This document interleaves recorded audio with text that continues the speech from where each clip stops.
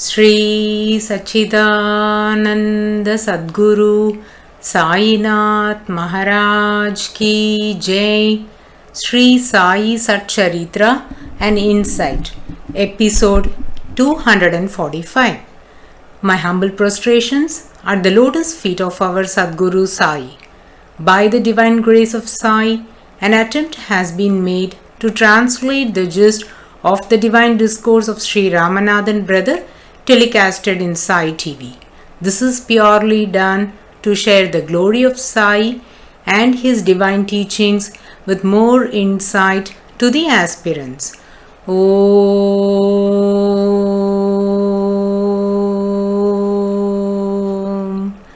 Gurur Brahma Gurur Vishnuhu Gurur Devo Maheshwaraha Gurur Sakshat Parabrahmam Tasmai Shri Gurave Namaha. Devotees, we have been listening to the divine sport of Sri Sai Maharaj in Balaji Patil Nevaskar's life. Now let's heed to the Leela of Sri Sai appearing as a snake at his home in Nevasa. Raghu Patil went from Shiradi to meet his friend Balaji Patil. At that juncture, Balaji was living in a farmhouse and had many cows and buffaloes. He is a very hard worker and performs his work enthusiastically. One day, while he was giving bath to the cattle and feeding fodder to them, suddenly he heard a hissing sound and approached the spot from where the noise came. To his astonishment, he found a huge snake. The cows that were in the shed noticed the snake, got scared and began to scream. As the cows were screaming, the snake got perplexed, so it coiled itself in the corner of the shed. Raghu Patil noticed the snake and got frightened. He was worried that the cow should not step on the snake, as the snake would immediately bite and that will cause the death of the cow. The snake lifted its head and was hissing, whereas Balaji Patil was not bothered about anything, as he had the conviction that it was Sri Sai that came to him in the form of the snake. With this belief, Balaji Patil lay flat on the ground and prostrated in front of the snake. Raghu Patil was stunned to see this steadfast faith of Balaji Patil Nevaskar. This also reflects Balaji Patil's spiritual progress. Sarvam Kalvidam Brahman is the Upanishadic declaration, which means all is Brahman, everything comes from Brahman and goes back to Brahman, and everything is sustained by Brahman. This philosophy might be easy to preach but not to practice. If a snake appears in front of us, we would flee and not stand there and talk this philosophy. Whereas Balaji Patil Nevaskar could see Sri Sai in the snake, which is evidence to his spiritual advancement. Sri Sai Maharaj has proclaimed, if any person can see Brahman in everything, then that mature stage is the state of mukti, that is liberation.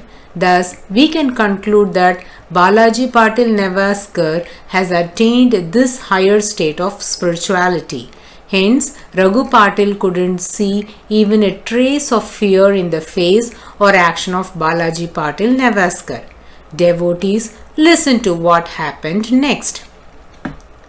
Balaji Patil Nevaskar spoke to the snake thus, Baba, you haven't drunk the milk yet. Let me offer it to you. Saying so, he went inside his home and brought a big bowl of milk. By now, the entire family had got to know the situation and were standing at the doorsteps to lock the backyard doors of the house to avoid the snake getting inside the home. Meanwhile, Balaji Patil placed the milk in front of the snake and said, Baba, you must be hungry. Please drink the milk. The snake continued to hiss as the cows were restless and making lots of noises. Balaji Patil Nevaskar went closer to the snake and pleaded the snake, joining his palms. Baba, we are simple devotees. Why do you scare us by hissing? Please drink this milk and leave. In no minute, the snake crawled and left the cowshed, but none could trace out where it went. Later, everyone realized that Sri Sai manifested a snake, but it was only Balaji Patil Nevaskar that identified the snake was Sri Sai. This was possible because of his spiritual advancement, steadfast faith, and loving devotion that he had on Sri Sai Maharaj. Devotees must be aware of the Nagasai Leela that was transpired by Sri Sai Maharaj in Coimbatore. During the year 1939, Pujya Sri Narasimha Swamiji, the apostle of Sri Sai Baba, trekked to every corner of the country to spread the glory of Sri Sai Maharaj, because of which a Sai movement was started in Coimbatore. Sri Varadaraja Ayya donated around 1 acre of land. At that time, there was just a thatched shed in the land proposed to build Sri Sai Baba temple. A divine portrait of Sri Sai Maharaj was placed and Sai bhajans were held regularly on Sundays and Thursdays. And in the year 1943, on January 7th, around 3:30 p.m., the miracle happened. Sri Sai Baba manifested as a shining and lustrous cobra to bless the devotees. It was small but had a large hood with the divine marks of Tripundra, conch shell, and the spinning wheel. The cobra appeared before Sri Sai Baba's picture while the bhajan was playing to the accompaniment of drum cymbals and other musical instruments. This is a very unusual happening because the cobras generally don't come to the places where there is traffic of people or noise. Though the devotees got frightened on seeing the snake, they were stunned to see it in the midst of so many people and loud noise of the instruments and bhajans. This made them believe that Sri Sai Baba appeared in the form of snake. As an assurance to this belief, the cobra stood in a pose of worship, fully absorbed in the Sai bhajans in front of the divine portrait of Sri Sai Baba. The devotees were wonderstruck to see the snake standing without any effect for the aratis or the lights. Men and women and children flooded in large numbers to see the Nagasai. The devotees had the firm belief that it was Sri Sai in the form of snake, so offered baskets and baskets of flowers in the worship of Sri Nagasai with reverence. Nagasai was submerged in a mound of flowers. Even then, he lingered in the same spot for 17 hours immobile. On the second day, a photographer was called to take a picture of the Nagasai, but it was submerged under heaps of flowers. None had the courage to go near the spot where the snake was lodged, so they began to pray fervently. Suddenly, Nagasai jumped out of the heaps of flowers and posed for the photo as though it was answering the prayers of the multitude. This photograph was later published in the Sai Sudha magazine, and the same photo was kept at Mylapore Sri Sai Baba Mandir behind the Pratima of Pujya Sri Narasimha Swamiji. This holy ground where Nagasai invented a temple was built and named Sri Nagasai. Thus, the Coimbatore Sri Nagasai temple is very holy and significant, as Sri Sai Maharaj appeared there in the form of snake to bless the devotees. Now, getting back to the original thread, in the previous episode, we discussed in detail the Annapurna Siddhi experienced by Balaji Patil Nevaskar's family. A similar Leela was exhibited to Purandare's family also. Devotees might wonder if anyone else has experienced this Annapurna Siddhi of Sri Sai Maharaj after his Mahasamadhi. Certainly, even after the Mahasamadhi of Sri Sai Maharaj, it continues. Sri Gunaji, who wrote the abridged version of Sri Sai SATCHARITRA, has recorded a Leela in this connection, and we shall listen to it now. A judge named Sikwal had experienced one such Leela and has shared it with Sri Gunaji. This judge took part in a festival held at a place known as Kardam. Food was to be distributed following the festival. Now, to the astonishment of the sponsors, 5 times more crowds than expected had come to take part in this event. The arrangers were in a fix, so they immediately prayed to Sri Sai Maharaj to help them to overcome this challenge. Instantly, the benevolent Sri Sai grazed upon the devotees, and as they kept serving the food, the quantity of it kept increasing. To the surprise of the organizers, there was ample food left out even after serving such a huge crowd of people. Judge Sikwal was a witness to this miracle. Many saints have demonstrated Annapurna Siddhi. The Satpurishas or Brahmanyanis, and food is treated as Brahmam. Probably that's the reason they are very keen to exhibit this supernatural power possessed by them, says Ramanathan brother. Let us try to listen to a few of those miracles now. A great Siddha named Sri Bullan Swamigal was staying at an Ayyanar temple known as Ayiram Pillai Ayyanar temple in Tamil Nadu. The temple proposed to perform the Kumbhabhishekam followed by food distribution. Many devotees took part in this auspicious event. The crowd was flooding the temple and was way beyond the expectation of the puja organizers.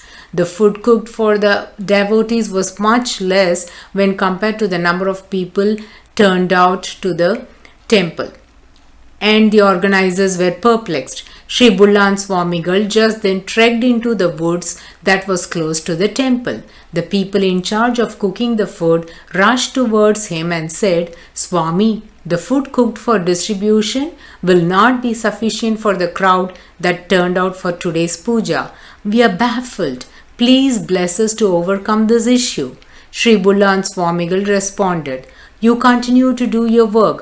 Food is provided by God. The one who sends the people will also send the food." Sri Bullan Swamigal is well known for his parables.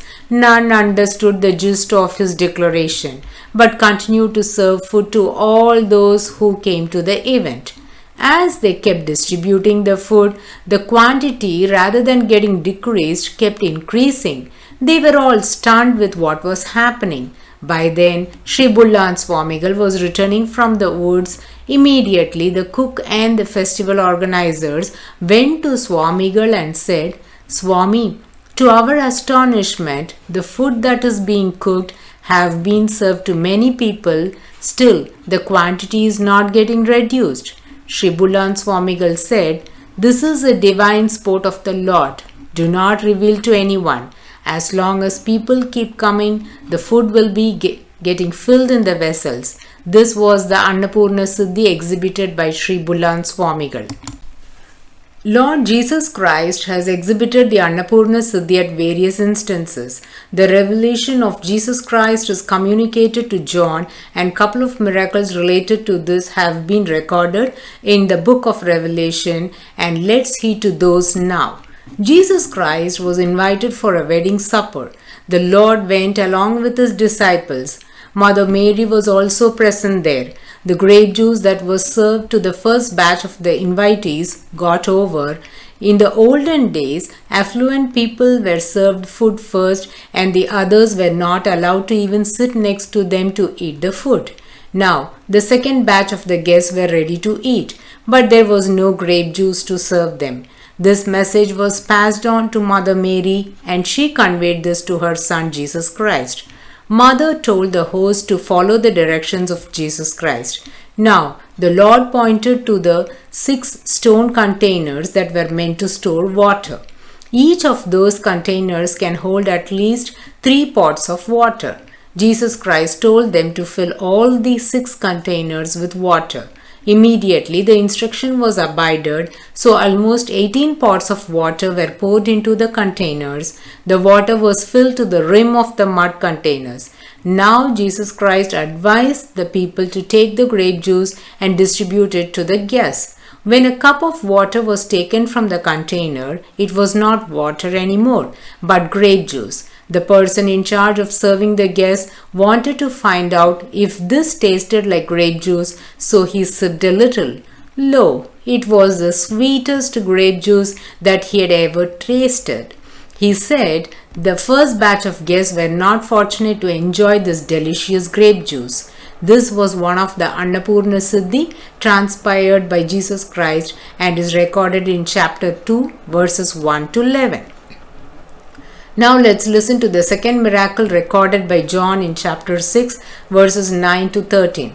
A boy had just 5 buns and 2 fishes. With this food, Jesus Christ served almost 5,000 people.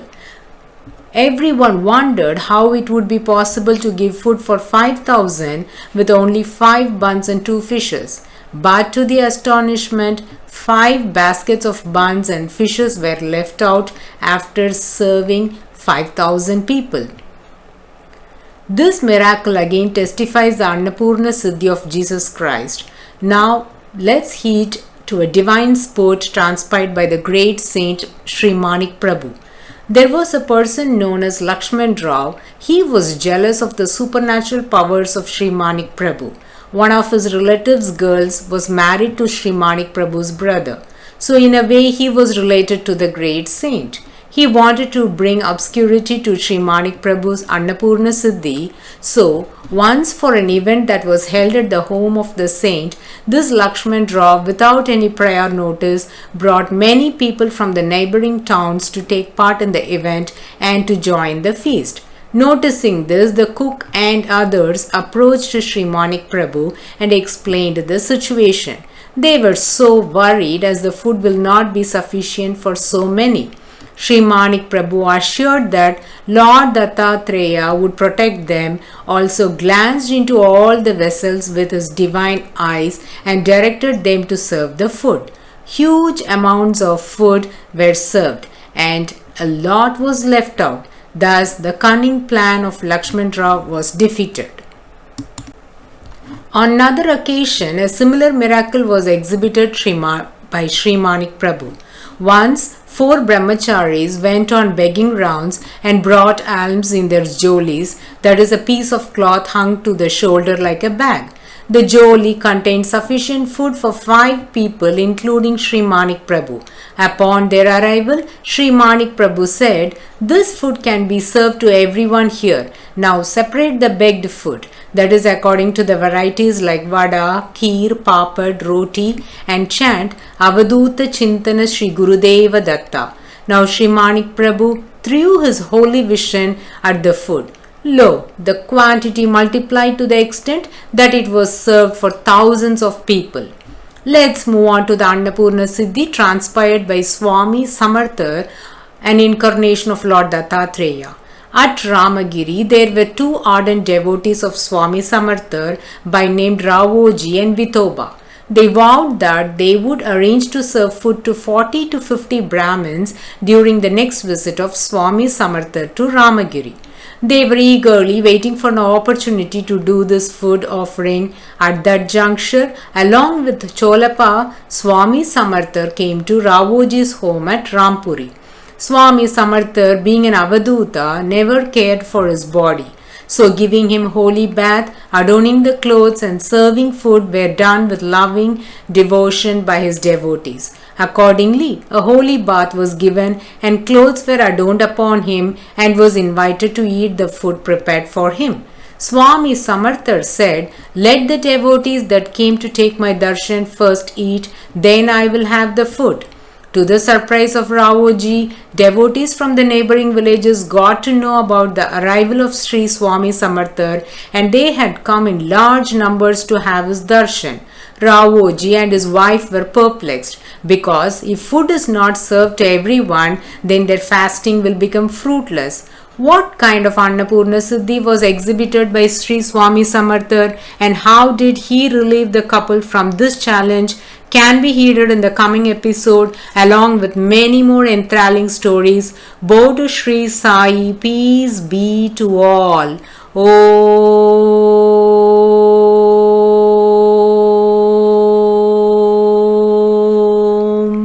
Sai Ram.